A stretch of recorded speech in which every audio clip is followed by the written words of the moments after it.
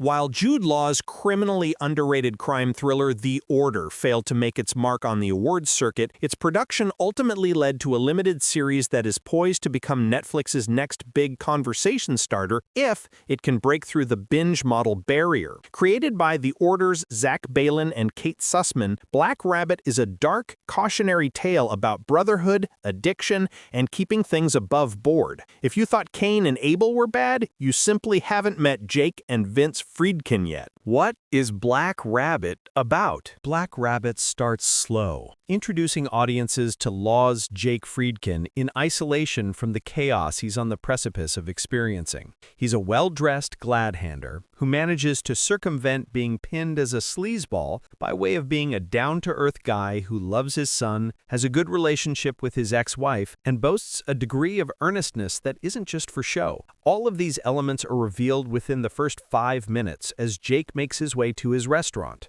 the eponymous Black Rabbit. Things fall apart quite quickly once he arrives and gives a little speech about the ethos of the restaurant and wanting to make a, quote, place where the night could go anywhere. In the seconds that follow these ominous words, gunmen emerge, things get stolen, and people get shot. It's an explosive introduction to the world of Black Rabbit, and many nuances to the scene are even better on a rewatch. With a gun shoved in Jake's face, Black Rabbit jumps back in time to precisely 1 month before the holdup. Flashbacks are one of the most divisive storytelling tools, but Balan and Sussman's series manages to circumvent the device's fatal flaws by maintaining the same pace and stakes in the present, the recent past, and in childhood flashbacks. Some are also pure fun, used to color the narrative with a glimpse into the brothers' former lives as rock stars. Who exactly would argue with watching a Temu, Kurt Cobain-style Jude Law sing grungy music alongside Jason Bateman and far too many rabbit-headed bodies? It's a brief diversion from the tense, nail-biting plotline playing out in the present.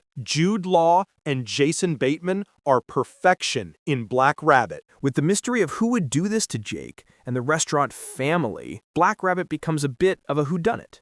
The fact, as it's laid out in the premiere, is that Vince has dropped back into Jake's life after circumstances drove them apart, and he's nothing but trouble.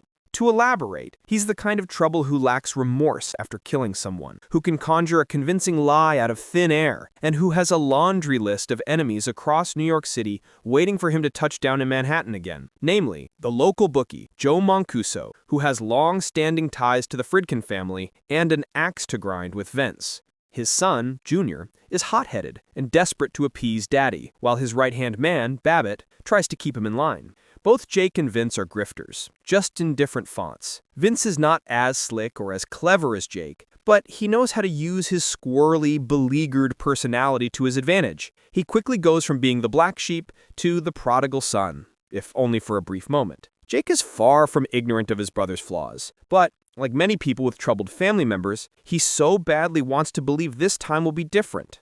As someone glibly remarks later on in the series, Vince may be an addict, but Jake is addicted to his brother. Law and Bateman fully sell this Cain and Abel dynamic to the point that you forget you're watching two of the greatest dramatic actors of their generation doing what they do best. For 8 episodes, they're simply a pair of born and bred New Yorkers bickering at each other with a familiarity that feels genuinely brotherly. They never quite try to one-up each other when they're going toe-to-toe, but the script, and their performances, tip the scales from time to time in ways that make you question who you should be rooting for. Trouble was already lurking within the Black Rabbit long before Vince showed up. His return simply exposes how ill-equipped Jake is at running a restaurant. His inaction isn't as malicious as Vince's actions, but the willful negligence he displays when it comes to the staff he calls his family shows how similar the two brothers really are. Black Rabbit toys with the incestuous nature of the restaurant industry, especially within a restaurant where the lines between employee and family are blurred, with mixed success. Despite being a main subplot, much of the interpersonal drama within the Black Rabbit gets overshadowed by Jake and Vince's run around to escape their bookie debts, which is a shame, because some of the best dynamics in the series exist outside the brothers. Black Rabbit's excellent ensemble cast is the show's glue. The Black Rabbit starts out as Vince's lofty dream, before his recklessness forces Jake to cut him out of the picture. Together, they'd assembled an underdog team. Wes, a rising music star and investor, his esteemed interior designer girlfriend, Estelle, Roxy, an ambitious chef ready to make a name for herself, her second-in-command, Tony, a bright-eyed and formidable bartender, Anna, and Mel, their host. By design, these characters only really exist when they're directly in the path of Jake or Vince. While it does sometimes leave them feeling underdeveloped, it ultimately serves the narrative because both men are so self-centered, these characters cease to exist unless they're in their periphery. Jake and Estelle's relationship is a surprising bright spot, but it is hard to gauge how much of it is sincere and how much of it is driven by Jake's self-sabotage. 4 years removed from his Oscar win for Coda, Kosa remains a stalwart performer. His role in Black Rabbit is quite small, despite appearing in most of the episodes, but he haunts the narrative. When he is on screen, he shines as an intimidating mobster type, though there's a duality to the character that's never quite explored to its fullest. Another standout is Jen, Vince's estranged daughter, who finds herself a victim by association. She has a very minor role, but her handful of scenes, particularly with Bateman, stick the landing. Morgan Spector weaves in and out of episodes, and he commands every scene with the same intensity he possesses in The Gilded Age, though with a far more menacing aura.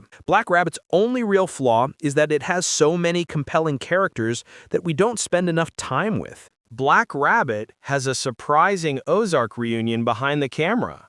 A mere 3 years after Ozark ended its tenure as one of Netflix's first true prestige series, Black Rabbit provides fans with a reunion behind the camera. Bateman directs the first pair of episodes, followed by his Ozark co-star Laura Linney on episodes 3 and 4. While both actors have long proven themselves in front of the camera, their directorial capabilities are impressive and a testament to why they're both so good on screen. Following Linney is another Ozark alum, Ben Seminoff, before the series wraps up with a pair of episodes helmed by The Order's Justin Kurzel, who brings that same level of grit and directorial vision to this new Netflix thriller. Black Rabbit may get lost in its own unrelenting pace, but it manages to deliver a satisfying, albeit devastating, conclusion that feels frighteningly true to life. That unsettling realism is ultimately what makes the series so compelling, though it is also a hurdle for the story to overcome. Each 45-minute episode requires a hefty breather once the credits roll, and that isn't something the binge model is built for.